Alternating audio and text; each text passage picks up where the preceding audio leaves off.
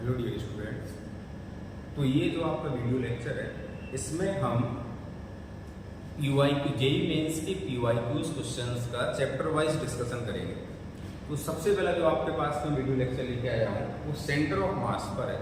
तो centre of मास में previous years में जो क्वेश्चंस पूछे गए हैं उन क्वेश्चंस को यहाँ पर हम डिस्कस करेंगे।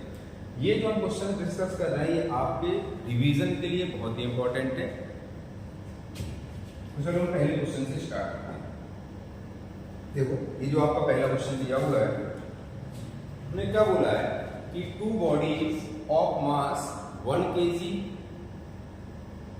and 3 kg have position vector I cap plus 2j cap plus k cap and minus 3i cap minus 2j cap plus k cap respectively। हमसे पूछा क्या है कि what is the position vector of the centre of mass. ये question जुलाई 2022 में उसमें पूछा गया था। चलो अब इससे बहुत ही आसान क्वेश्चन है। देखो मास आपका जो दिया हुआ तो m1 आपका हो गया 1 kg, जो m2 मास दिया हुआ है बेटा इट इज 3 kg। हम पहले तो पोजीशन वेक्टर को r1 कंसीडर कर लें तो it is actually i cap plus 2j cap plus k cap, और दूसरे को हम यदि r2 वेक्टर मान लें तो it is minus 3i cap minus 2j cap plus k cap. ये आपके पोजीशंस वेक्टर है। तो what is the position vector of the centre of मास। तो टू पार्टिकल सिस्टम के लिए आप लोग फॉर्मूला क्लास में पढ़ चुके हैं। It is actually given by m1r1 vector plus m2r2 vector upon m1 plus m2। बस आपको वैल्यू पुट करनी है। बहुत ही आसान क्वेश्चन ये पूछा गया था। m1 is 1 kg into r1 vector that is I cap plus 2j cap plus k cap, m2 is 3 kg and what is r2 minus 3i cap minus 2j cap plus k cap upon m1 plus m2। तो 1 plus 3 हो गया आपका 4। ये देखो I cap minus 9 3i cap, तो ये क्या हो गया हमारा माइनस 8i cap। ये 2j cap minus 6j cap it is minus 4j cap. ये k कैप वहां प्लस 3k कैप तो हो गया आपका plus 4k cap upon 4। What is answer minus 2i cap minus j cap plus k cap. तो आप देख सकते हैं कौन सा ऑप्शन मैच कर रहा है। तो minus 2i cap minus j cap plus k cap, तो ऑप्शन बी इज करेक्ट। चलो इसके बाद हम बढ़ चलते हैं अगले क्वेश्चन की तरफ।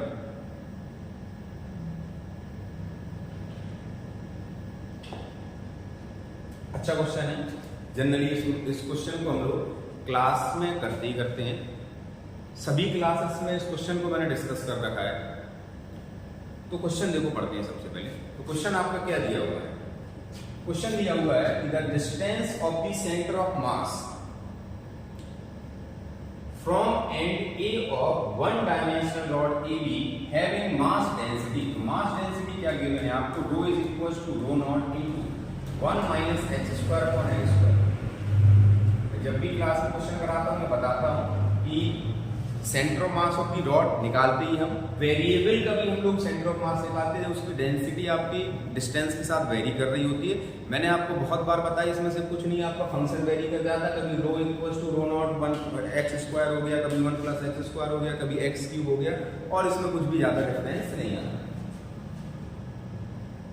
एंड इन्होंने बोला है कि सेंटर ऑफ मास कितना गिवन है आपका 3l अपॉन अल्फा। तो हमें अल्फा की वैल्यू निकालनी है। What is the value of alpha. तो हम क्या करेंगे सेंटर ऑफ मास निकालेंगे और इसके बाद इसे हम इसके साथ कंपेयर कर देंगे। तो कंटिन्यूअस मास डिस्ट्रीब्यूशन के लिए what is the centre of mass. Centre of mass is actually xcm is equals to integration x dm upon integration of D. अब आपको पता है लेंथ कैसे वेरी करेगी। यदि आपकी कोई रॉड ए है और हम यहां से x डिस्टेंस पे जाके कोई एलिमेंट लिया हमने dx, तो इसका मास आपका स्मॉल हो गया dm, तो डीएम का मास होगा कितना, यूनिट लेंथ का मास हमें दिया हुआ है, यूनिट लेंथ का मास कितना है आपका rho. What is the mass of this small element, it is actually rho into dx। What is the value of rho, it is rho not into 1 minus x square upon l square. Total length हम l consider करते हैं, तो हम इसे क्या करेंगे 0 से l तक इंटीग्रेट कर देंगे। तो आपको सिंपली वैल्यू पुट करना और उसे इंटीग्रेट कर देना। तो 0 से l x into dm। What is dm? dm is rho not 1 minus x square upon l square into dx upon 0 to l integration of dm, that is rho naught into 1 minus x square upon l square into dx। तो देखो बेटा रो not से रो not यहाँ पर cancel out हो गया। अब इसे हमें प्रॉपर लिमिट्स के साथ इंटीग्रेट करें। यहाँ x का इंटीग्रेशन कितना हो जाएगा हमारा x square by 2 minus x cube का इंटीग्रेशन क्या हो जाएगा, तो 1 अपॉन l स्क्वायर कॉमन है, और x क्यूब का हो गया हमारा x to the power 4 upon 4। Limits हमारी 0 से लेके l तक अपॉन इसमें देखो dx का इंटीग्रेशन हो गया x माइनस x स्क्वायर का इंटीग्रेशन हो गया आपका x क्यूब बाई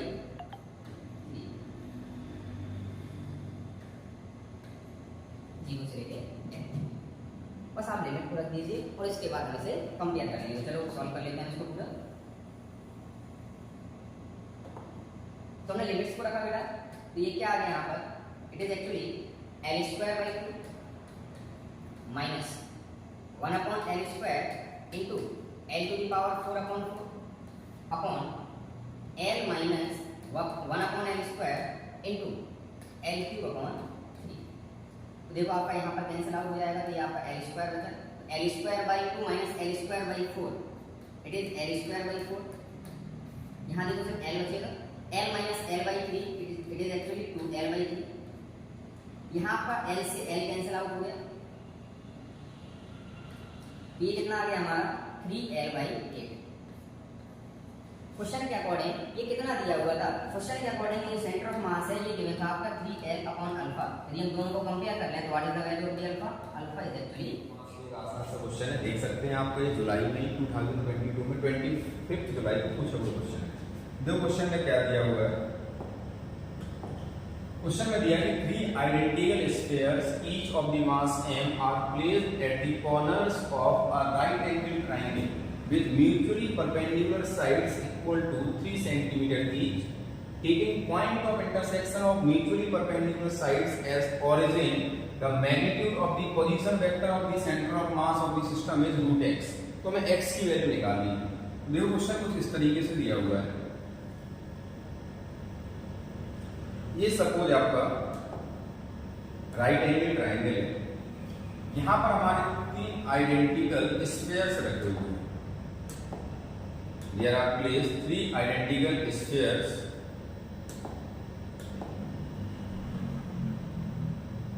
एक ये हो गया, ये आप इस तरीके से 3 आइडेंटिकल स्फीयर्स रखे। अब इन स्फीयर्स के बारे में हमने क्या बात की कि सभी आइडेंटिकल स्फीयर्स हैं, सभी के मास आपके हैं। ये साइड आपकी 3 सेंटीमीटर 3 मीटर के बने, ये भी आपकी 3 मीटर हो जाएगी। और यदि हम पाइथागोरस थ्योरम लगाएंगे तो ये साइड हमारी कितनी हो गई, this side will be actually 3√2 metre. कोई दिक्कत नहीं होगा आपका। इसे में आप चाहोगे कि ABC नाम भी दे सकते हैं। हमें इसका सेंटर ऑफ मास पूछा गया है। अच्छा, इन्होंने बोला है कि इस पॉइंट, इसको आप क्या मान लो, ये आपका ओरिजिन है, यदि 0,0 हो गया, तो ये आपका 3,0 हो गया, और ये हमारा 0,0। कोई दिक्कत नहीं, तीनों के हमें कोऑर्डिनेट्स पता है, तो तीनों के सेंटर ऑफ मास के पोजीशन वेक्टर पता है। तो what is the position vector of the centre of mass, position vector of the centre of mass is actually m1 r1 vector plus m2 r2 vector plus m3 r3 vector upon m1 plus m2 plus m3। सभी masses आपके identical हैं। पहले का position vector क्या है हमारा 0 i cap plus 0 j cap. Origin हम बात करें m2 की, तो ये सपोज हमने m2 है, m2 कितना हो जाएगा 3 i cap plus 0 j cap. तीसरे में हमारा क्या हो जाएगा 0,3 है 0 i cap plus 3 j cap upon m plus m plus m plus m that is 3m। तो देखो ऊपर आपका क्या हो गया 3m i cap plus 3m j cap upon 3m। 3m से 3m कैंसिल आउट हो गया। तो what is the position vector of the centre of mass? It is i cap plus j cap. हमसे तो क्या है यहाँ पर मैग्नीट्यूड की बात करें, what is the magnitude of the centre of mass? It is actually √2। Question में आपका कितना गिवन है √x दिया है, तो कंपेयर करने पर आपको x की वैल्यू कितनी मिल जाएगी 2। तो चलो बेटा हम अगले क्वेश्चन की तरफ चलते हैं। देखो अगला क्वेश्चन क्या दिया हुआ है, ये जुलाई में ही यहाँ पर 2022 में पूछा हुआ क्वेश्चन है। उन्होंने बोला 2 blocks of masses 10 kg and 30 kg are placed on the same straight line with coordinate 0,0 cm and x, 0 cm। कोई सपोज एक ये लाइन दी हुई है, इस पर आपके 2 ब्लॉक्स रखे हुए हैं। एक हम ब्लॉक मान लेते हैं यहाँ पर 0,0 पर, दूसरा कहीं पर भी हमने मान लिया कि सपोज x, 0 पर रखा हुआ है।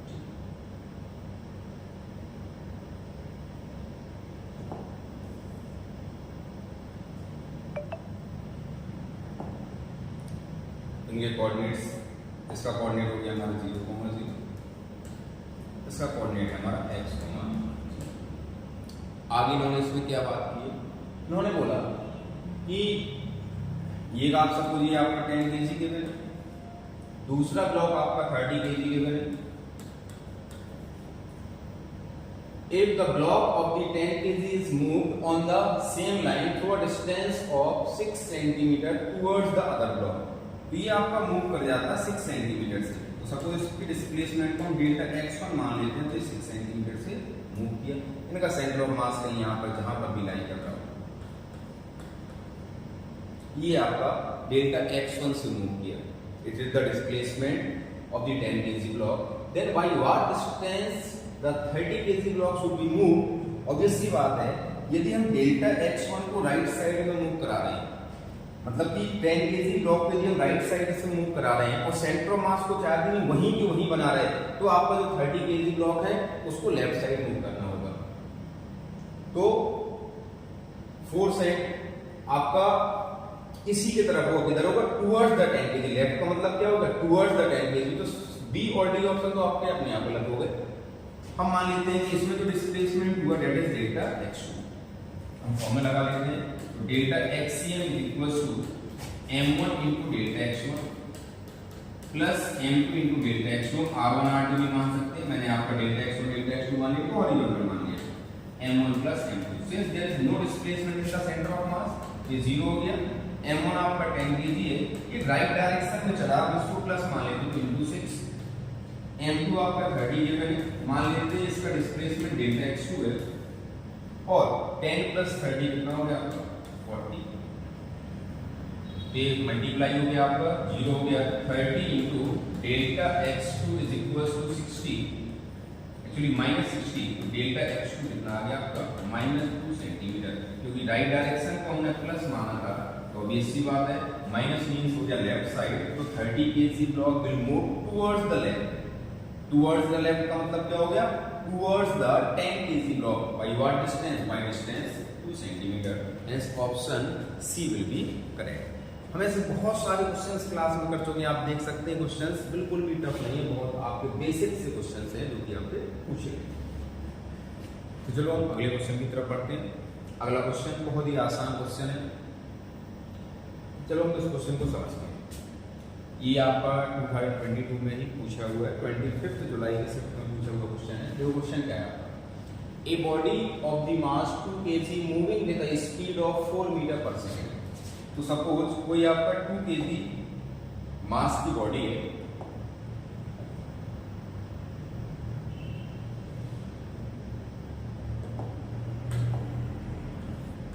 इसके मान लेते हैं, स्पीड को हम मान लेते हैं कितना m1 है, u1, it is moving with 4 meter per second, makes an elastic collision with another body at rest. तो आपकी दूसरी बॉडी है जो आपकी रेस्ट कर रही है, इसे हम m2 कंसीडर कर ले रहे हैं, और इसकी जो इनिशियल वेलोसिटी है it is actually at rest. ये दोनों आपके इलास्टिकली कोलाइड करते हैं। इलास्टिकली कोलाइड करने के बाद क्या होता है, at rest it continues to move in the original direction but with 1/4 of its initial speed. तो बेटा जो आपकी ए बॉडी थी इसकी जो स्पीड है पहले से 1/4 हो जाती है। तो पहले बेटा इसकी स्पीड कितनी थी, 4 मीटर पर सेकंड थी। 4 मीटर पर सेकंड का 1/4 कितना हो गया, 1 मीटर पर सेकंड। हमें ये नहीं पता कि किस वेलोसिटी के साथ मूव करने लग जाते हैं। हमसे बोला गया है कि the velocity of the centre of mass of the two body system is x/10 metre पर सेकंड। तो what is the value of x? तो हम velocity of centre of mass निकालेंगे और इसको हम कंपेयर कर देंगे x/10 से, वहां से हम x की वैल्यू निकल आएगी। टू पार्टिकल सिस्टम के लिए what is the formula for the velocity of the centre of mass? It is actually m1v1 plus m2v2 upon m1 plus m2। तो m1v1 आपको दिया हुआ है, v2 हमें फाइंड आउट करना है, तो v2 हम फाइंड आउट कर लेंगे।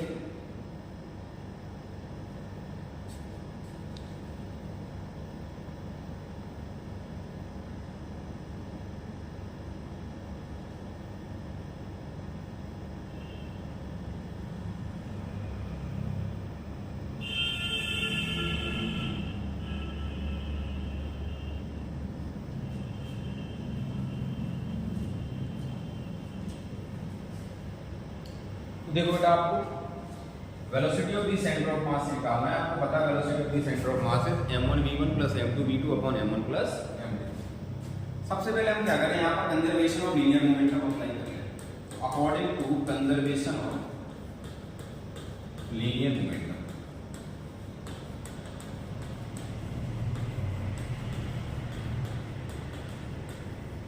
क्या हो जाएगा आपका, m1u1 that is 2 into 4 plus 0 is equals to m1 2 into 1 plus m2 into v2। हो गया 8 minus 2 हो गया 6। m2 v2 की वैल्यू आ गई हमारे पास 6। बस यही हमें जरूरत थी। तो what is the velocity of the centre of mass? It is m1 v1 plus m2 v2 upon m1 plus। अब हमें यहाँ पर m2 v2 तो पता चलेगा, लेकिन हमें m2 नहीं पता। अच्छा हमें m2 कैसे निकल के आ सकता है? देखो बहुत ही आसान है।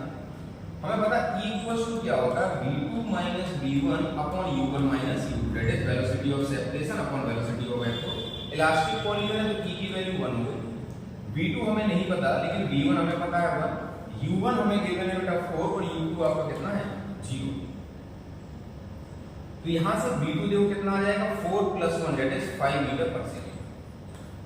इस v2 की वैल्यू बेटा हम यहां पुट कर देंगे, तो m2 into 5 is equals to 6। तो what is the value of m2? It is 6 upon 5 that is 1.2 kg। Value put करते हैं m1 v1, तो m1 आपका 2 kg है, तो 2 into 1 m2 v2 आपका 6 दिया हुआ है, m1 plus m2 कितना हो गया 2 plus 1.2 that is 3.2। 2 plus 6 8 upon 3.2। 8 से आपका 10 टाइम्स, 8 से आपका 4 टाइम्स, 2 से 5, 2 से 2, तो ये हमारा 5/2। और यहाँ x/10 है तो हम 5 से मल्टीप्लाई और करते हैं यहाँ पर, तो ये हो गया आपका 25/10। तो कंपेयर करने पर यहाँ पर x की वैल्यू कितनी आ जाएगी बेटा 25। चलिए अगला क्वेश्चन। अच्छा इस टाइप क्वेश्चन हमने क्लास में भी कर रखे, जनरली कराए भी जाते हैं सभी लोगों क्लास में। हमें कोई पहले से गिवन होता है उसका सेंटर ऑफ मास हमें पता है, उससे किसी पोर्शन को रिमूव कर दिया तो what is the centre of mass of the remaining portion. इस टाइप क्वेश्चन को करने के लिए हमें किस बात का ध्यान रखना है कि जब हम किसी पोर्शन को रिमूव करते हैं तो आपका फॉर्मूला क्या हो जाता है, that the position vector of the centre of mass is actually m1r1 minus m2r2 upon m1 minus m2। यहाँ पर m1 क्या है, पूरे बॉडी का मास, m2 क्या है आपका रिमूव्ड पोर्शन का मास, r1 क्या है पूरे बॉडी के सेंटर ऑफ मास का कोऑर्डिनेट, r2 क्या है रिमूव्ड पोर्शन के सेंटर ऑफ मास का कोऑर्डिनेट। मास के टर्म से भी कर सकते हैं, दूसरा हम इसे एरिया के टर्म में भी अप्लाई कर सकते हैं। तो एरिया के टर्म में यही फॉर्मूला हमारा क्या आ जाता है, a1r1 minus a2r2 upon a1 minus a2। वही सिंपल सी बात, a1 आपका टोटल का एरिया है, a2 रिमूव्ड पोर्शन का एरिया है। तो हम इस क्वेश्चन को देखो सॉल्व करते हैं, क्या दिया हुआ है, हम एरिया के टर्म्स में सॉल्व करेंगे।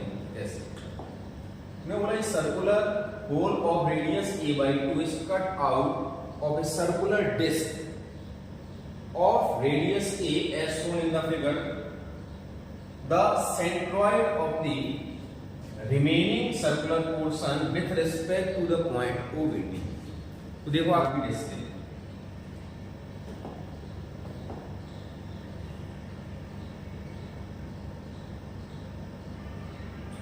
अब इन्होंने इस डिस्क से क्या किया कि एक पोर्शन को रिमूव कर दिया,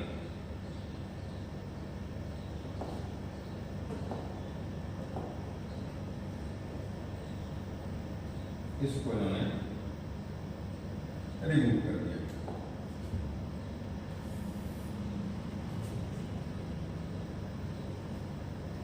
of the whole disc it is a, इसका एरिया कितना हो जाएगा हमारा पाई ए स्क्वायर।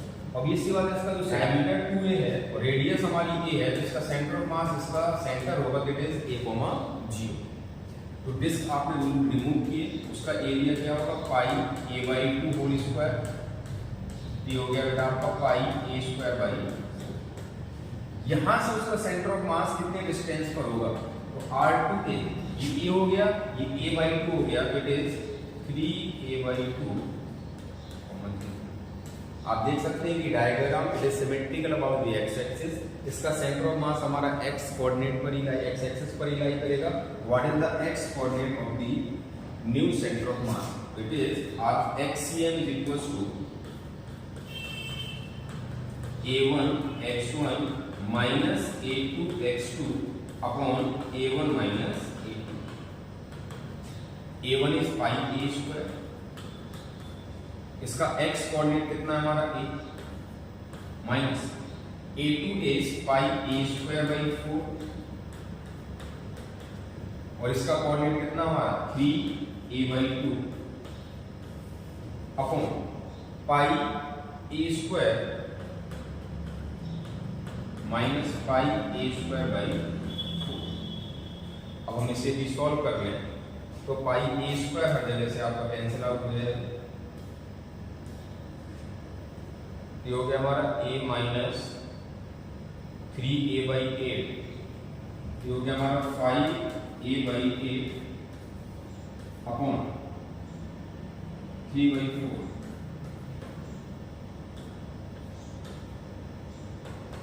It is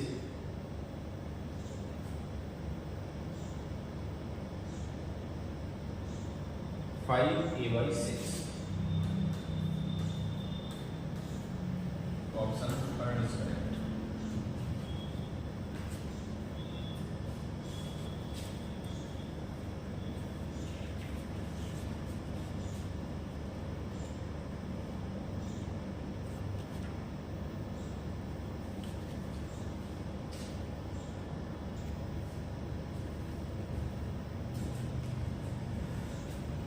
देखिए बेटा, यही आप एक और क्वेश्चन हमारे लिए दिया हुआ है, इसमें भी क्या है कि आपके सेंटर ऑफ मास को रिमूव किया गया है। सॉरी, अगले क्वेश्चन में देखिए आपका एक स्क्वायर शेप को रिमूव किया गया, तो हमें कोई दिक्कत नहीं, स्क्वायर शेप को मूव करें, ट्रायंगुलर शेप को मूव करें, हमें किस चीज से मतलब होता है, हमें पूरे का एरिया बताओ, पूरे का सेंटर ऑफ मास बताओ, रिमूव्ड पोर्शन का एरिया बताओ और रिमूव्ड पोर्शन का सेंटर ऑफ मास बताओ, तो रिमेनिंग पोर्शन का सेंटर ऑफ मास हम निकाल सकते हैं।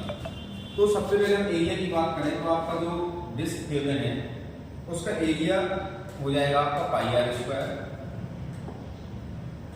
तो रेडियस a गिवन है तो पाई a स्क्वायर। इसका जो सेंटर ऑफ मास है वो ओरिजिन पर है, डेट 0,0 पर लाई कर रहा है।